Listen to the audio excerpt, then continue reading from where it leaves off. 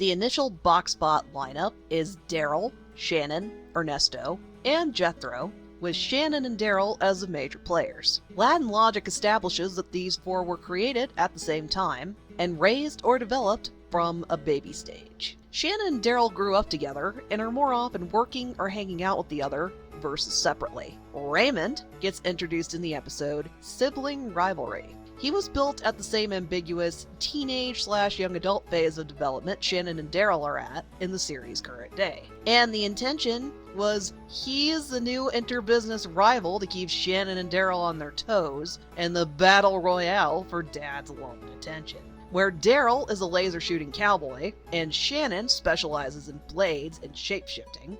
Raymond is a sports star with a saucy pompadour. He's a sports enthusiast across the board, wielding a hockey stick, ejecting soccer nets, or whatever wacky combination the showrunners landed on. What's interesting about his dynamic with Daryl and Shannon is that it doesn't take long for them to become friends or develop some kind of friendly rapport. After Sibling Rivalry, he actively teams up with or works comfortably alongside his siblings. They enter the Plaza Olympics and the Plaza Film Festival, respectively. Most of the time, Raymond's sporty side is more of an aesthetic than something that really gets explored. It is a plot point in Plaza Olympics. Shannon reveals that he's the fastest runner among the bots, even compared to additions like Daryl's rockets or her saw blades. Raymond's arrogance and overconfidence is his downfall. He definitely would have outpaced Coldwart's sweat glands, but he gets caught up in making shoelace art instead.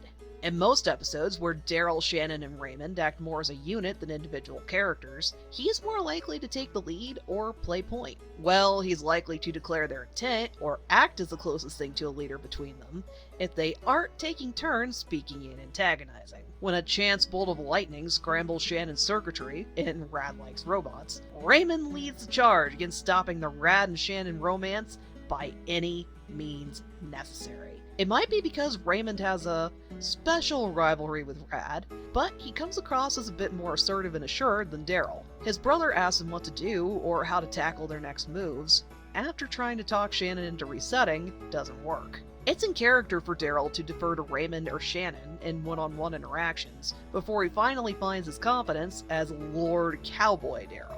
While Raymond plays off of Daryl and Shannon the most often, there's visual Easter eggs that Raymond gets along really well with Michaela too. There's a scene in Let's Watch the Boxmore show where Michaela sits contentedly in his lap while he gives a confessional. There's also a short one-off bit about them teaming up in Thank You for Watching the Show, and they're wearing matching cowboy hats. Raymond has a bit of an anime love interest splash with his Rose in Sibling Rivalry, but it's other episodes that really emphasize his Casanova role. He crashes the Plaza Prom in a box that reveals a custom Raymond-sized Rose. Stepping out of or posing between the unfurling petals is his favorite introduction. If he has the time to prep, his favorite poses reference the mythical Greek love goddess Venus from a variety of art and paintings. In my opinion, his most iconic entrance is in the episode KO, Rad, and Enid. He holds his new rosebud hands over his chest and nether regions, head bowed, as winged specters of him float nearby holding fluttering drapery.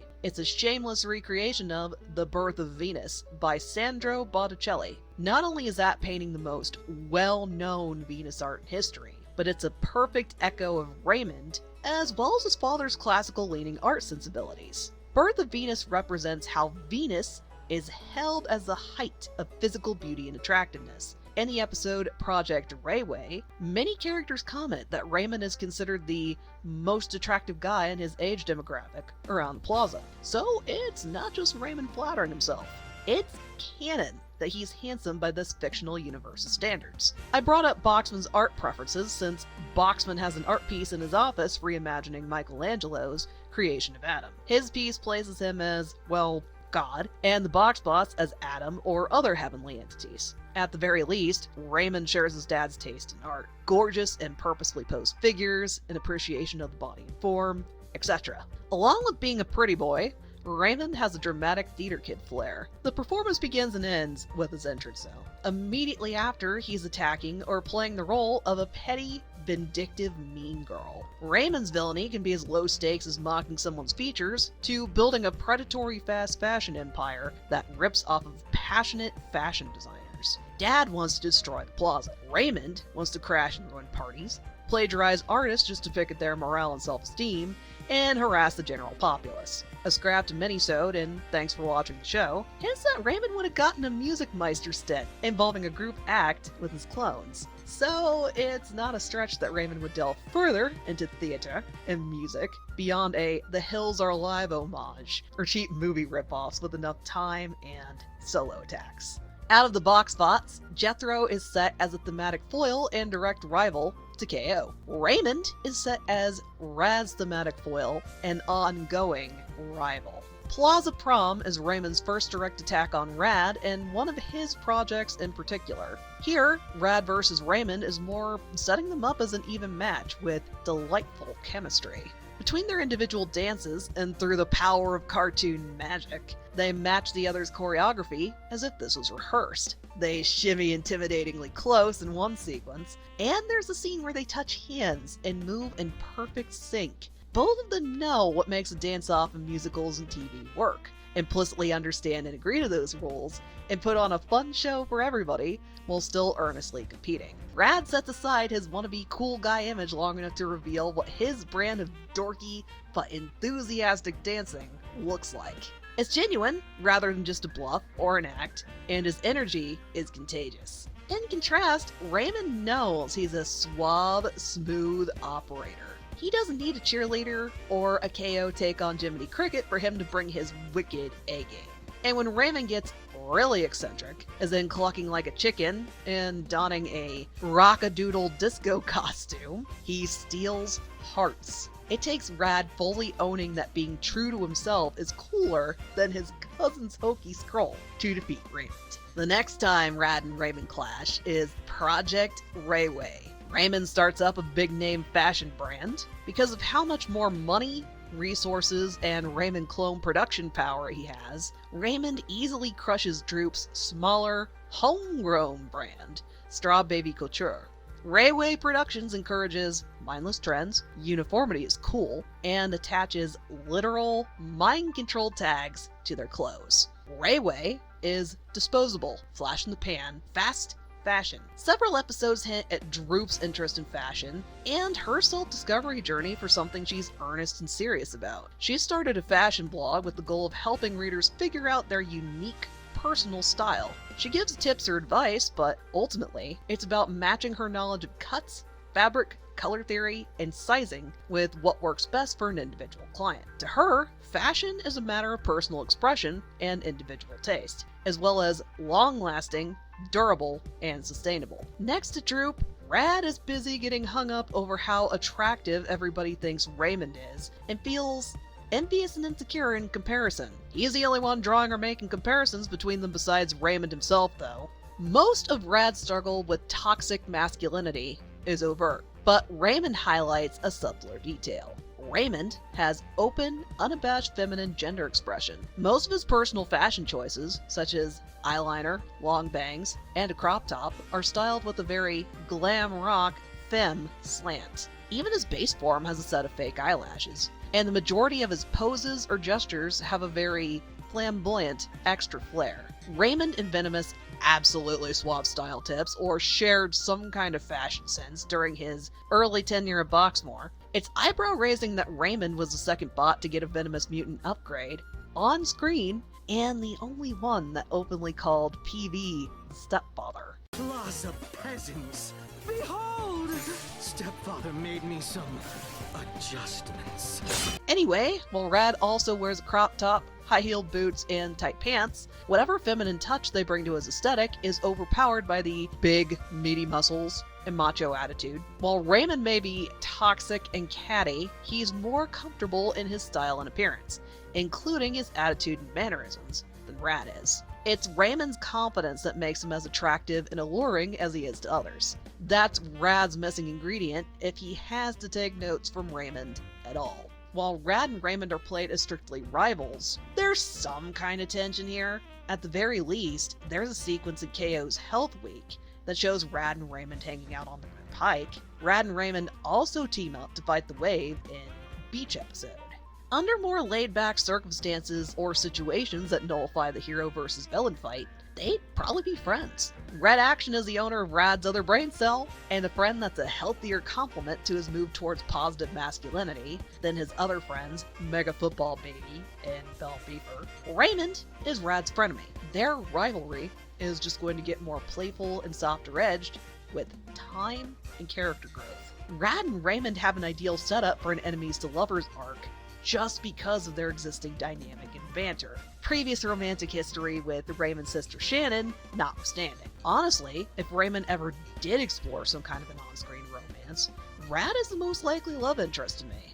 Raymond going on a date with anyone feels like a missed opportunity, given that he's described as a Casanova type. It's not that he carries around, attacks with, or eats roses, but I'd love to see what it looks like when he tries to flirt. Does Raymond date around, or would he be a only one person owns my heart romantic like Boxman is? He'd probably be a heartbreaker. When Raymond set up a competing fashion brand at Droop's, he did so just for the sheer pleasure of trying to destroy a small business. Raymond may be competent, but it's still a mask for his own insecurities and imbalance. Like all the Boxbots, he is bullied and manipulated by Boxman. And he turns towards bullying and belittling others to offset some of that stress and trauma. Most of Raymond's ventures may be a vie for Dad's love or validation, but his fashion empire is entirely his. He can ruffle or unsettle Rad with a few low blows. He might see Rad as a big threat or direct target, but he's met his match in Droop. Raymond is small-minded. He needs to feed off of someone else's ingenuity and creativity. Instead of feeling cowed, Droop is the genuine picture of self-assurance Raymond pretends to be. He's relying on materialistic power, resources, and literal brainwashing to push his goals. He's only as powerful as what he steals or artificially props himself up with. Every time he tries to land a blow, Droop shows how resilient she is.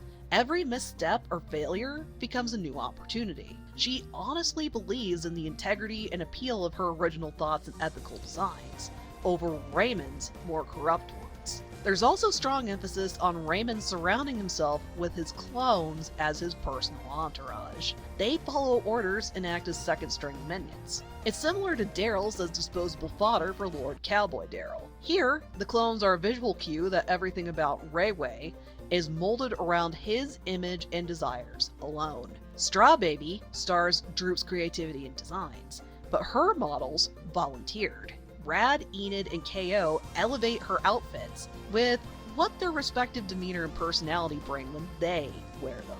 Raymond can match their energy, but he's still an echo or shadow compared to cooperative, thoughtful, group effort. Raymond does get in a parting shot about the underlying issue of capitalism, period. Character analysis aside, I'm surprised that sneaked in since a lot of OKKO does play with the world where capitalism is an implicit and ingrained part of society. There's commentary about treating retail workers with kindness and respect, unionizing, and threat of unchecked corporate greed, but this is as close as the cartoon gets to a message about the inherent corrupt nature of capitalism, period. Since this episode was commentary on fashion, it is worth mentioning that it's very difficult and inaccessible for most people to make their own clothes, without some part of the process including unethical sourcing. Raymond's fashion is a thoughtless cheap pieces that will end up in the dump. Droop is shown in later episodes providing consulting and tailoring services in addition to selling hero wear. Also, her ability to literally grow clothes on trees would be a very welcome means in reality.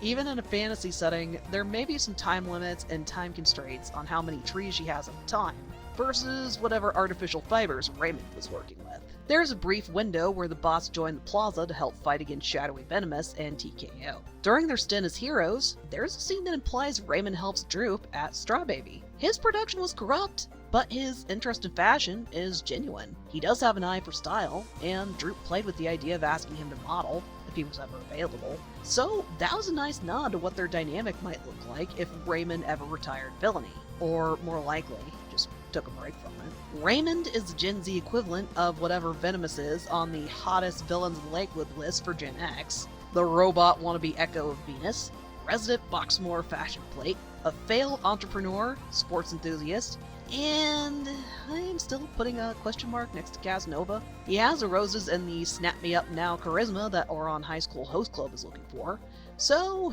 I guess it counts. Thanks for watching. If you enjoy my stuff, like, comment, subscribe, ring the bell, and add me to your RSS reader. Share this with your friends, family, villain rivals. If you're in a decent spot and can do so, I have a Patreon and a Ko-fi. Patreon members get to see some of my scripts, finished and unfinished, early. I've also opened requests on Ko-fi. I'll write up a short character analysis or other kind of analysis for $5, and make a 2 to 3 minute video on the topic of your choosing for $20. For $10 extra, it comes with a custom, illustrated title card. If you've already donated $5 to $20 or more on Patreon over any duration of your membership, you can request analysis topics through email or Patreon itself.